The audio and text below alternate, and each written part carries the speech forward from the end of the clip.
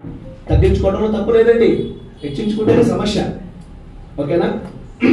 అణుకువను స్వస్థ బుద్ధియు కలవారై కగు మాత్రపు వస్త్రములతోనే కానీ జడలతోనైనను బంగారముతోనైనను ముత్యములతోనైనను మిగుల వెలగల వస్త్రములతోనైనను మిక్కిలి వెలగల వస్త్రాలు. ఏ వస్త్రాలు అండి అవి? పట్టు చీరలో ఫంక్షన్ చేసుకెళ్ళండి అన్న, హెచ్చుకొద్దులే. ఉన్నట్లో మంచి వేసుకునండి, కాదట్లేదు. అయితే చర్చ్లో మాత్రము కొంచెం సరైనటువంటిది వేసుకోండి. ఎందుకంటే మనం చర్చ్లోకి వచ్చి కొందరు ఉంటారు, లేని వాళ్ళు ఉంటారు, మరి ఉన్నవాళ్ళు ఉంటారు. ఉన్నవాళ్ళు మన హంగామాగా వస్తే లేని వాళ్ళు ఏం చేస్తారు? వాళ్ళు చూసి అరే ఇలాంటిది మాకు ఉంటే బాగుండే అనేసి సమస్య అవుతుంది. బంగారం వేసుకో, వద్దట్లేదు, ఉన్నాయన్నీ వేసుకుని రాకూడదు. ఈ మధ్య నేను మీటింగ్ వెళ్ళాను. మరి ఆ యొక్క మీటింగ్లో ముందు ఒక ఆవిడ వచ్చిందే ఆఖరిలో వచ్చింది, ముందుకెళ్ళి కూర్చుంది కుర్చీలోకి వెళ్ళి వచ్చింది ఆఖరిలో. ఏది ఆరాధన అయిపోయింది, అది అయిపోయింది, ఆవిడ వచ్చిందే ఆఖరిలో అయితే మరి ముందుకొచ్చి కూర్చుంది. ఆ వచ్చేదే ఎలాగా? కప్పు రావచ్చు కదా, ఇప్పుడు అన్ని చూపించుకుంటా వస్తుందన్నమాట. ఆవిడ వేసుకున్న ఆభరణాలన్నీ అందరి చూపులు ఆవిడ పేరుకి వెళ్ళిపోయింది. ఆశ గారు చెప్తున్నారు, అమ్మాయి చూడండి, అమ్మాయి చూడండి అమ్మా అని. ఇంకెక్కడ చూస్తారు? అయ్యో తీసుకొచ్చేసింది అని చెప్పి అందరు చూపులు ఆవిడ మీదకి వెళ్ళిపోయింది. ఆవిడ వచ్చి కూర్చుంది. కూర్చున్నాకన్నా ఆశ గారు చూడాలి కదా, ఇటు చూస్తున్నట్టే పోతున్నారు, కళ్ళు వెళ్తున్నాయి ఒక్కొక్కళ్ళే, సైడ్ లో ఉన్నాడు. అంత శోధన ఉంటుంది. నువ్వు అనుకుంటావు మనుషులను మెప్పించేందుకు మనం దేవుని సన్నిధికి రాకూడదు, మనుషులను శోధించే విధమైనటువంటి మరి ఆకారములతో దేవుని సన్నిధికి రాకూడదు. మనము దేవుణ్ణి మెప్పించేందుకు, దేవుని నామ మహిమార్థమై మనము జీవించేందుకు రావాలి. 96వ కీర్తన 9వ చరణంలో ఏముందో చూడండి. 96వ కీర్తన 9వ చరణం.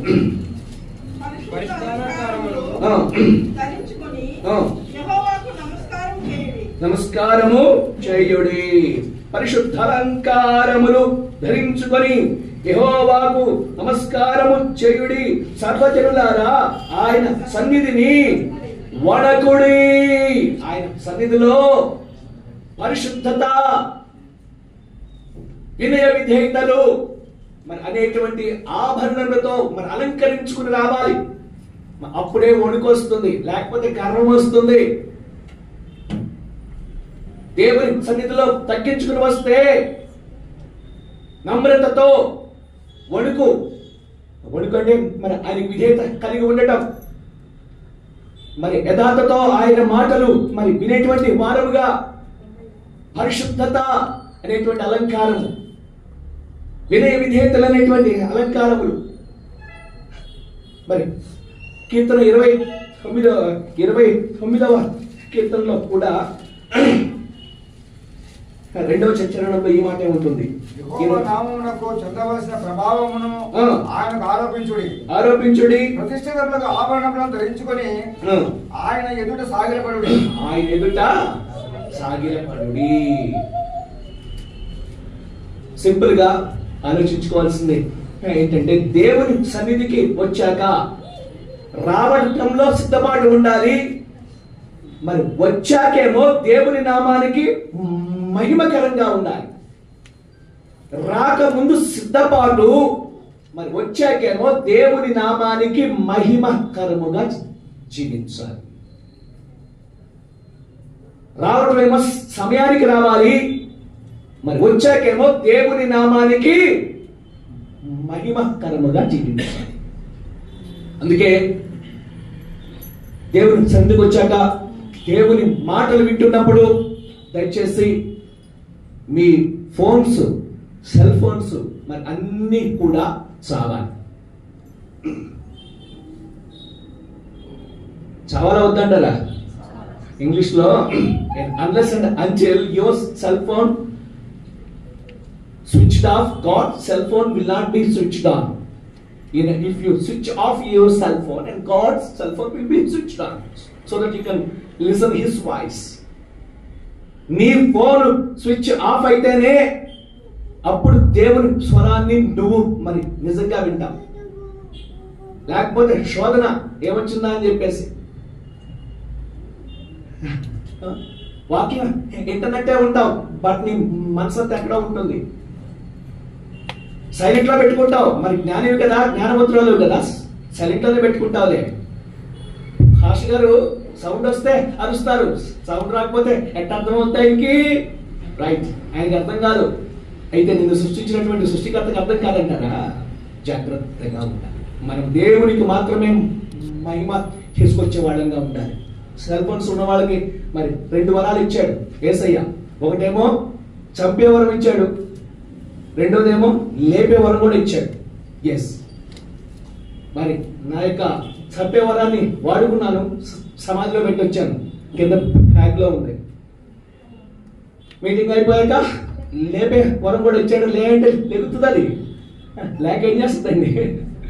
ఓకే, మనం దేవుని సన్నిధిలో మరి ఎవరికి గౌరవము ఇవ్వాలో, మరి ఎవరికి మహిమ మరి ఇవ్వాలో అది మరి ఇద్దాము.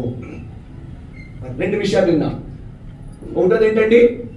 దేవుని సన్నిధికి వచ్చే ముందే సిద్ధపాటు కలిగి ఉండాలి. మనం ప్రార్థనా పూర్వకంగా రావాలి. మరి అది కూడా ఎలా రావాలి? సమయానికి రావాలి. అప్పుడే నీవు సంఘ క్షేమాభివృద్ధికి ఆధారంగా ఉంటావు.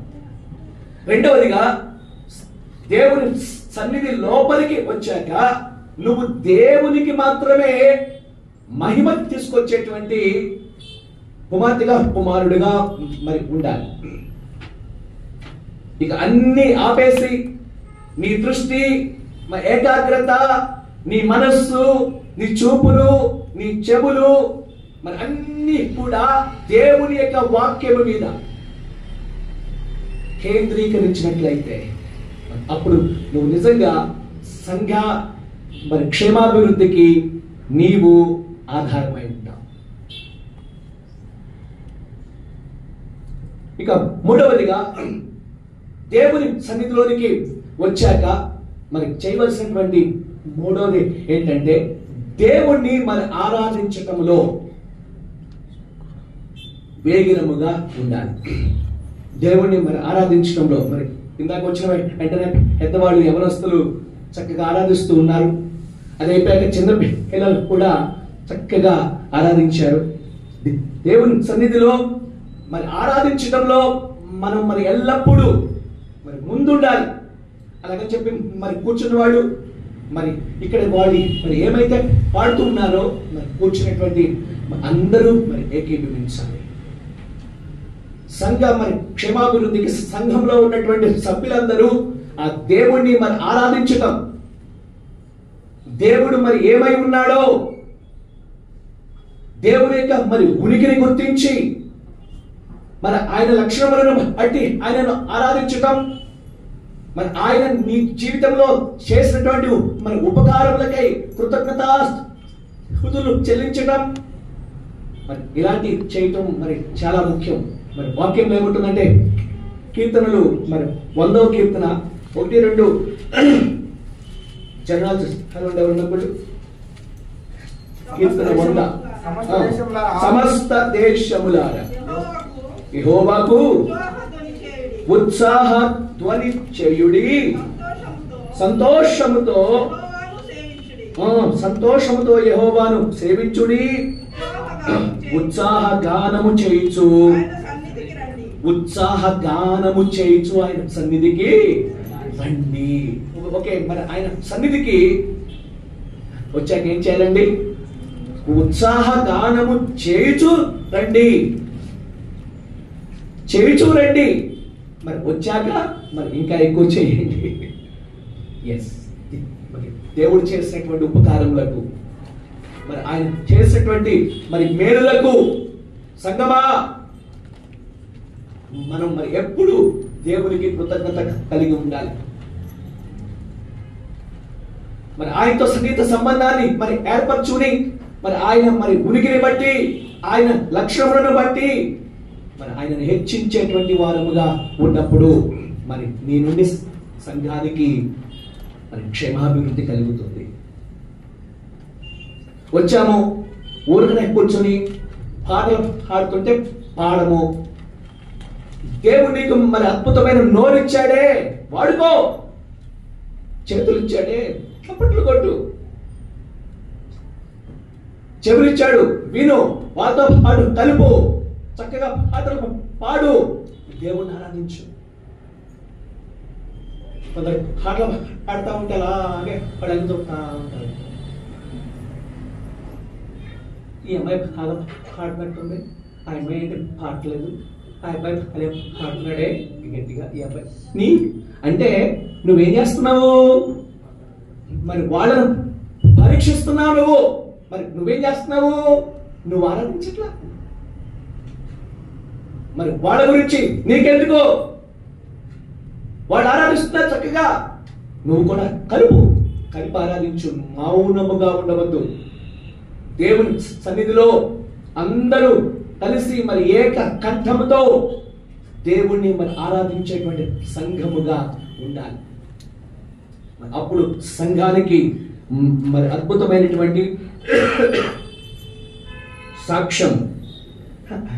మరి అలాగే మన పాటల ద్వారా దేవునికి మహిమైతే మరి రెండవదిగా మరి మీ యొక్క మన ఆత్మీయ జీవితానికి మరి ఎంతో మరి ఉత్సాహము, ప్రోత్సాహము, దీవెనలు కూడా దేవుడిస్తాడు. దేవుణ్ణి మరి ఆరాధించటంలో మరి ఆయన సన్నిధికి మరి వచ్చి మరి ఆయనకు స్తోత్ర గానములు చేయటంలో సంఘము మరి వేగిరముగా ఉండాలి. మరి సంఘంలోనికి మరి ఆరాధన అయిపోయాక మరి వాక్యం వింటున్నప్పుడు ఏం చేయాలండి? సాధ్యమైతే బైబిల్తో పాటు ఒక చిన్న పుస్తకం కూడా తెచ్చుకోండి, ఒక పెన్ను కూడా తెచ్చుకోండి, రాసుకోండి. వచ్చిన సేవకులు ఏమేమి చెప్తున్నారో మరి మరి ఇలాంటి మీటింగ్స్కి వచ్చినప్పుడు మరి ఎంతో మరి శ్రేష్టమైన సేవకులు వచ్చారు. మరి సంఘ మరి క్షేమాభివృద్ధికై మరి ఆంధ్ర నుంచి మంచి సేవకులను రప్పించారు, ఇక్కడికి ఆహ్వానించారు. మరి ఎవరి గురించి అండి? సంఘ క్షేమాభివృద్ధి కోసమే.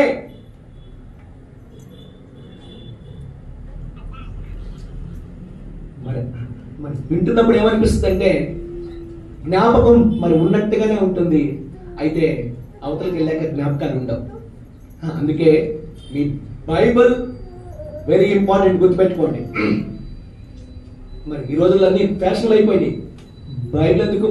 ఫోన్ ఉంది కానీ ఫోన్లో చూసుకుంటున్నారు. చాలా తప్పది, వద్దు, ఫోన్లు వద్దు మనకి. మరి అదే ఫోన్తో మరి ఎన్ని అద్వారమైన కార్యాలు చూస్తూ ఉంటాం. వాటితోనే వాకింగ్ కూడా చూస్తామా? వద్దు.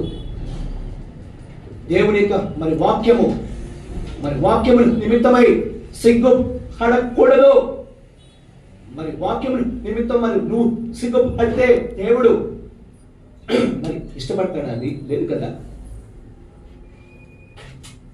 జీవము కలిగినటువంటి దేవుని యొక్క మరి వాక్యం బైబిల్ మన అందరి చేతిలో ఉండాలి.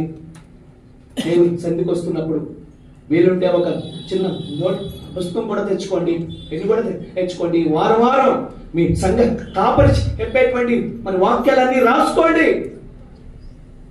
మరి ఇంటికి వెళ్ళి ధ్యానించండి. మరి వినటి వల్ల 30 ఆశీర్వాదం వస్తుంది. మరి ఇంటికి వెళ్ళి ధ్యానిస్తే మరి 60 ఆశీర్వాదం వస్తుంది. సమాజంలోకి వెళ్ళి మరి ఆ విధంగా జీవించడం వలన మరి 100 ఆశీర్వాదం వస్తుంది. వింటే సరిపోతుందా? లేదు కదా. మరి ధ్యానించాలి.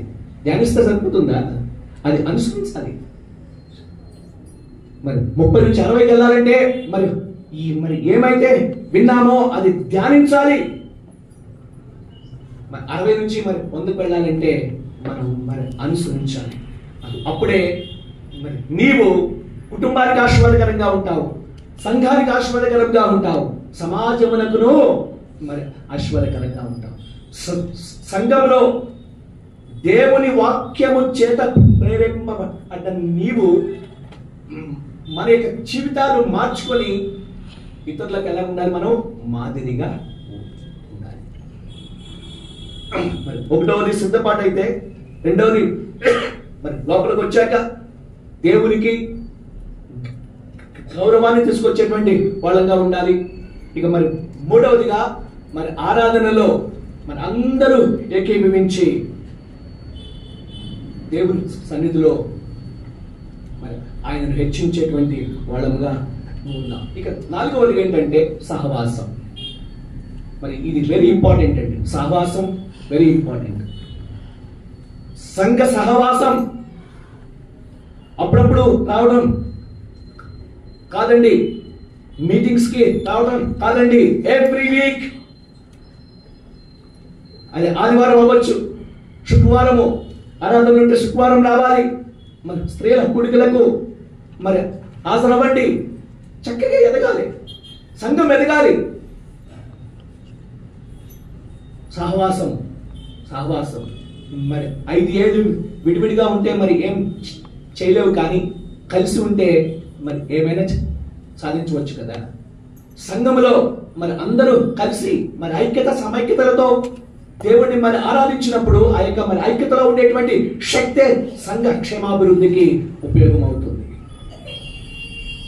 సహవాసం మరి ఎందుకు మనం సహవాసం చేయాలంటే, మరి చర్చిలోకి వచ్చాక గుర్తుపెట్టుకోండి, అందరూ వచ్చాక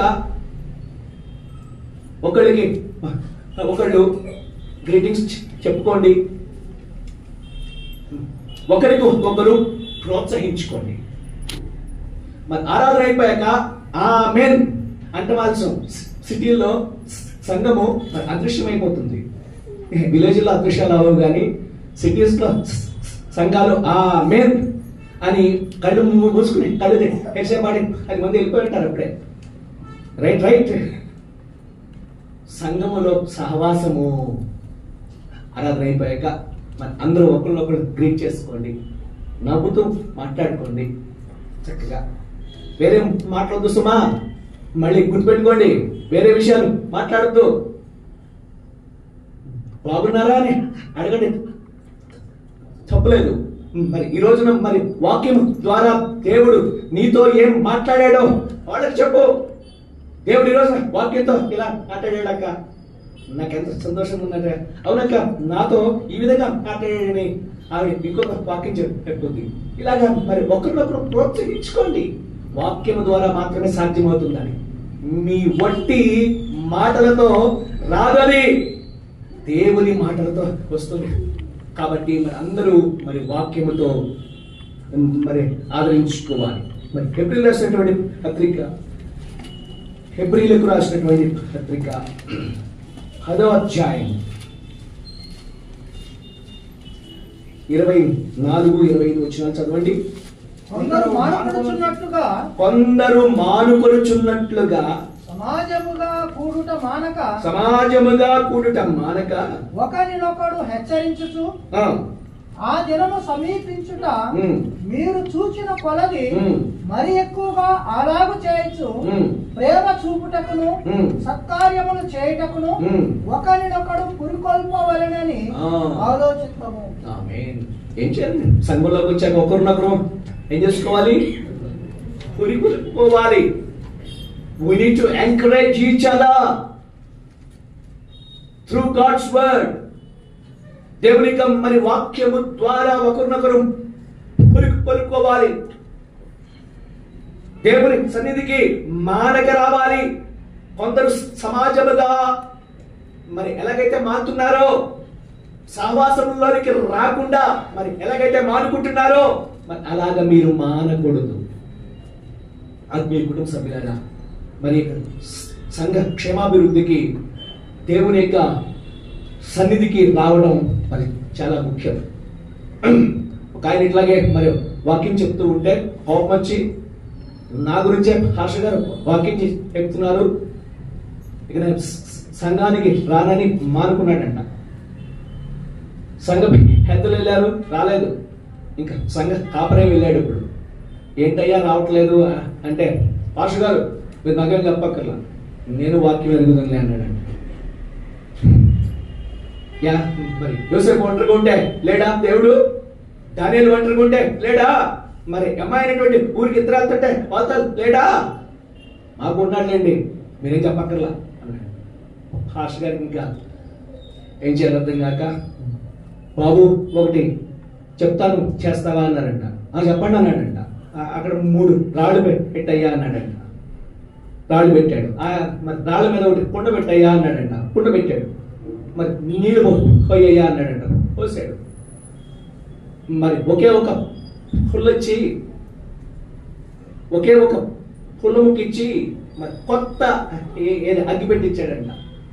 బాబు మరి ఈ పుల్లతో నీళ్లు కొంచెం కాయినాయన అన్నాడంట. వెలిగిస్తున్నాడు, ఆరిపోతుంది, వెలిగిస్తున్నాడు, ఆరిపోతుంది, వెలిగిస్తున్నాడు, ఆరిపోతుంది. మొత్తం అన్ని మరి అగ్గి పుల్లలన్నీ అయిపోయినాయి. ఇంకా ఆఖరి ఒకటే ఉంది. హాస్టల్ అన్నాడంట, బాబు ఆ ఒక్కటి ఉంచున్నాను అన్నాడంట. ఆ ఒక్కటే అలా ఉంచుకొని హాస్టల్ గారు ఇండియన్ హాల్కి వెళ్ళి ఒక 20-30 పుల్లలు ఏరుకొచ్చి అన్నిటినీ కలిపి జోడించి ఆటలో పెట్టి ఆ ఒక్క పుల్ల ముక్కతో వెలిగించాడంట. వెలిగిస్తే ఏమవుతుంది? అప్పుడు మంట వచ్చింది.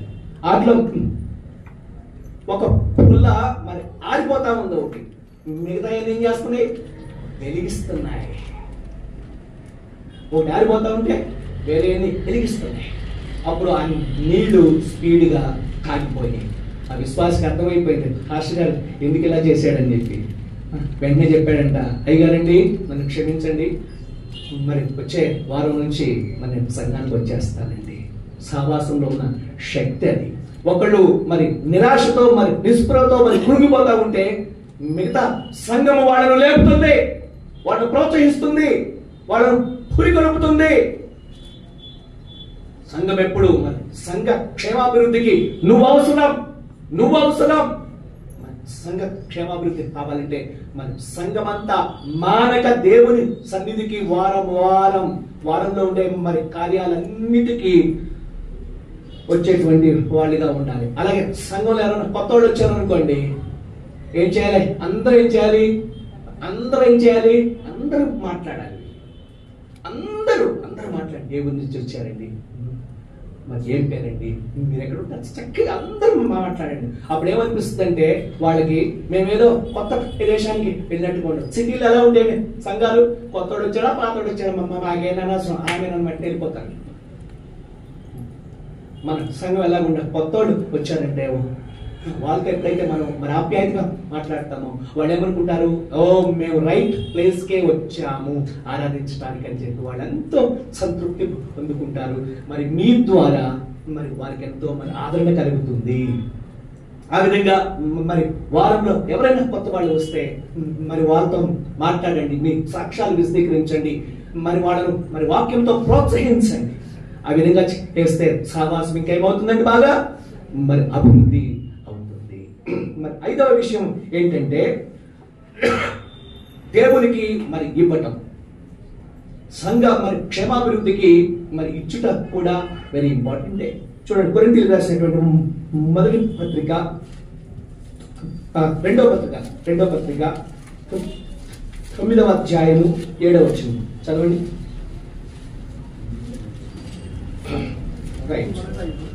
సణుగు కొనకయు బలవంతముగా కాకయు ప్రతి వాడును తన హృదయంలో నిశ్చయించుకొని ప్రకారము ఇయ్యవలనని దేవుడు ఉత్సాహముగా ప్రతివానిని ప్రేమించును. మరియు అన్నిటి యందు ఎల్లప్పుడూ మీరు సర్వ సమృద్ధి గల వారి ఉత్తమమైన కార్యమును చేయుటకు దేవుడి మీద సమస్త విధములైన కృపను విస్తరింపజేయగలడు. విందు విషయం అతడు వెదజల్లి దరిద్రులకిచ్చను, అతని నీతి నిరంతరం నిలుచును అని వ్రాయబడి ఉన్నది. విత్తువానికి విత్తనమును తినుటకును ఆహారము దయచేసి దేవుడు మీకు విత్తనము దయచేసి విస్తరింపజేసి మీరు ప్రతి విషయంలో పూర్ణౌదార్య భాగ్యము గలవారవునట్లు మీ నీతి బలములను వృద్ధించును. ఇది ఔదార్యము వలన మా ద్వారా దేవునికి కృతజ్ఞతాస్తుతులు చెల్లింపబడును. ఎలయనగా ఈ సేవను గురించిన పరిచర్య పరిశుద్ధుల అక్కరలకు ఆహారం కలుగజేయుట మాత్రం కాకుండా సహాయం కలుగజేయుట మాత్రము కాకుండా అనేకులు దేవునికి చెల్లించు కృతజ్ఞతాస్తుతుల మూలముగా విస్తరించుచున్నది. అబ్బా, ఏమండి, దేవుని సన్నిధిలో మరి ఒట్టి చేతులతో రాకూడదు. మీదేమి ఇవ్వద్దు. ఏమండి, గుర్తుపెట్టుకోండి, మీదేమి ఇవ్వద్దు. అసలు దేవుడు మీకు మరి ఏమి ఇచ్చాడో అది ఇవ్వండి, అట్లా ఇవ్వండి అంతే. మీదేమి ఇవ్వద్దు సుమా. నీది అనేది ఏమన్నా ఉంటే అది ఇవ్వద్దు. ఇది దేవుడు నాకు ఇచ్చాడు అన్న భావన కలిగిందనుకోండి, దేవునికి ఇవ్వాల్సింది దేవునికి ఇచ్చేయండి, అద్భుతం అవుతుందండి. అననీయ సబ్బీరా మరి అందరూ ఇస్తున్నారని చెప్పి ఇచ్చారు వాళ్ళు, హృదయపూర్వకంగా ఇచ్చారు వాళ్ళు. మరి అందరూ ఇస్తున్నారు, మనం ఇవ్వలేదంటే మరి మరి ఏమనుకుంటుందో సంఘం అని చెప్పి సనుక్కుంటా గనుక్కుంటా మరి అబద్ధము మరి ఆడేందుకు మరి ఏకం మనస్సు కలిగి మరి అందరూ ఇస్తున్నారని చెప్పి వాళ్ళు ఇచ్చారు. రెండవదిగా మరి అందరూ సమస్తం ఇచ్చేస్తున్నారు, మనం కూడా సమస్తము మరి ఇచ్చేస్తున్నట్లుగానే ఇద్దాము, అయితే కొంత దాచిపెట్టుకుందాం అనుకున్నారు. మరి ఏమైందండి? వాటి వల్ల మరి ఫలితం ఏమొచ్చింది? వాళ్ళ ప్రాణాలే కోల్పోయారు. దాచుకుందేమో వేరే వాళ్ళ సొత్తు అయిపోయింది. ఈ రోజున మరి ఆ విధంగా కాకుండా మరి దేవుడు నీకు మరి ఏమిచ్చాడో మరి వాటిలో నుంచి సంతోషంతో హృదయపూర్వకముగా దేవునికి నువ్వు సమర్పించినప్పుడు నిజంగా అది ఆశీర్వాదకరముగా ఉంటుంది. కొరింథీయులకు రాసినటువంటి మొదటి పత్రిక 16వ అధ్యాయం 1వ వచనంలో ఏముందో చూడండి ఒకసారి. పరిశుద్ధులకైన చందా విషయం అయితే నేను గలతీయ సంఘములకు నియమించిన ప్రకారము మీరును చేయుడి. నేను వచ్చినప్పుడు చందా పోగు చేయకుండా ప్రతి ఆదివారం మీలో ప్రతి వారును తాను వడ్డిల్లిన కొలది తన యొక్క కొంత సొమ్ము నిల్వ చేయవలను. నేను వచ్చినప్పుడు మీరెవరును యోగ్యులని ఎంచి ప్రతి కలితితో వారి చేత మీ ఉపకారం ద్రవ్యము యెరూషలేమునకు పంపుదురు. యెరూషలేమునకు పంపుదును అంటే సంఘం ఎలా ఉండాలి? మిషనరీ సపోర్ట్ ను పంపించే సంఘంగా ఉండాలి. ఇక్కడ సంఘ కార్యక్రమాలకి రెండవదిగా మిషనరీ సపోర్ట్, మరి మిషనరీస్ కూడా సపోర్ట్ చేసే సంఘంగా మరి ఉండాలి. గలతీయులకు రాసిన పత్రిక మరి 6:6లో అద్భుతమైనటువంటి విషయం ఉంటుంది. గలతీ 6:6 వాక్యోపదేశం పొందువాడు ఉపదేశించువానికి మంచి పదార్థములన్నిటిలో భాగమియ్యవలెను. ఏమండి, మరి వాక్యోపదేశము పొందుకునేటువంటి మీరు మరి వాక్యోపదేశము చేసేటువంటి సంఘ కాపరికి మీ మంచి పదార్థాలు అన్నిటిలో కూడా భాగమివ్వవలెను. దేవుని నామములో దేవుడు మరి మిమ్మల్ని మరి ఆశీర్వదించిన కొలది మీరు దేవుని సన్నిధికి మరి అర్పించేటువంటి వారిగా ఉండాలి. మరి 6వ లక్షణం మరి ఏంటంటే దీన మనస్సు కలిగినటువంటి వారిగా ఉండాలి. మీ యొక్క సమయాన్ని మీ యొక్క మరి వరములను దేవుని సన్నిధిలో మీరు వాటిని మరి వాడుకోవాలి, దేవునికి సమర్పించాలి. మీ సమయాన్ని, ద్రవ్యాన్ని ఒకటే కాదండి, మీ యొక్క సమయాన్ని కూడా దేవునికి సమర్పించాలి. అలాగే మరి మీ యొక్క వరములను దేవుని నామ మహిమార్థమై మీరు దేవుని సన్నిధిలో వాడాలి. చూడండి, గలతీ 5:13లో ఏముందో చూద్దాం. 5:13 సహోదరులారా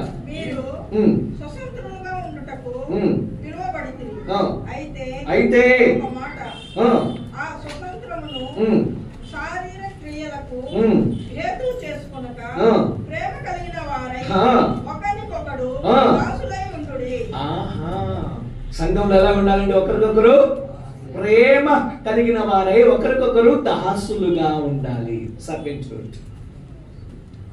ఓకేనా? అప్పుడేమవుతుందంటే మరి అందరూ కూడా మరి ఒకరినొకరు మరి హెచ్చించుకున్నాం అనుకోండి, మరి అహంకారం వస్తుంది. తగ్గించుకున్నాం అనుకోండి, మరి ఐక్యత వస్తుంది, సమైక్యత వస్తుంది. ఆ విధమైన మరి సంఘముగా ఉన్నప్పుడు సంఘానికి మరి క్షేమాభివృద్ధి రాకుండా ఎక్కడికి వెళ్తుందండి? మరి ఆఖరిగా మరి ఇంకొక విషయం ఏంటంటే, సంఘములో నువ్వు దేవుని వాక్యాన్ని విని సంఘము మరి వెలుపల ఆ యొక్క మరి విన్న వాక్యాన్ని మరి ఇతరులకు చూపించాలి. Christian means it's not only following Christ, we have to show Christ through our lives. మనం దేవుని యొక్క మరి క్రీస్తును మరి వెంబడించేటువంటి వాళ్ళంగా మాత్రమే ఉండకూడదు. మనం మరి క్రీస్తుని ఇతరులకు మరి చూపించేటువంటి వారముగా ఉండాలి. మరి దేవుని సన్నిధిలో మరి క్రీస్తు వాక్యముతో మరి నింపబడి మరి మరి వెలుపలికి వెళ్ళక ఎలా ఉండాలండి? క్రైస్తవులుగా ఉండాలి. మన మాటలు, మన చేతలు, మన మరి కార్యాలు ఎలా ఉండాలంటే, వాళ్ళమ్మో ఈవిడ ఒకప్పుడు అయ్యి బాబోయ్ మరి నోరిప్పితే ఏమొచ్చేయండి? కూతురు వచ్చి ఇప్పుడు ఏంటి అసలు శాంతం అయిపోయిందేంటి? వాళ్ళమ్మో ఆవిడ చర్చికి వెళ్తుందంట, ఆవిడ దేవుడి సన్నిధికి వెళ్తుంది. ఆ విధమైన మంచి సాక్ష్యాన్ని ఒకప్పుడు తాగేసు రోడ్డు మీద ఉండేవాడు, ఇప్పుడు ఏంటి ఎట్ట అయిపోయాడండి? ఆయన దేవుడి సన్నిధికి వెళ్ళాడంట, యేసుప్రభుని నమ్ముకున్నాడంట. మరి ఇలాంటి మంచి సాక్ష్యములను మనము వెలుపల పొందుకోవాలి. అందుకే మరి యాకోబు 1:22 ఏముంటుందండి? మీరు వినువారు మాత్రమే ఉండకుండా. చదువుతారా? యాకోబు 1:22 రాసుకోండి, గబగబా ముగించుకుందాం.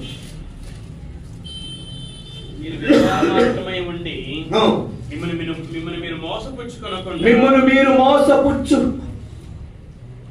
కొనక వాక్య ప్రకారం ప్రవర్తించు వారునై ఉండుడి. ఆమేన్, ఆమేన్. మరి వాక్య ప్రకారము, వాక్యమును మరి లోపల వింటున్నాం, ప్రవర్తించేది బయటికి వెళ్ళాక ఆ వాక్యాన్ని ప్రకారం మనం ప్రవర్తిస్తే ప్రైజ్ ద లార్డ్. మరి నిజ క్రైస్తవులుగా నిజంగా మన సంఘం యొక్క సాక్ష్యము మరి నీ కుటుంబ సంఘం యొక్క సాక్ష్యము సమాజంలో విస్తరిస్తుంది. క్రీస్తు యొక్క నామము మరి వెతగలుగుతుంది. ఆ విధంగా జీవించాలని చెప్పి దేవుడు కోరుకుంటున్నాడు.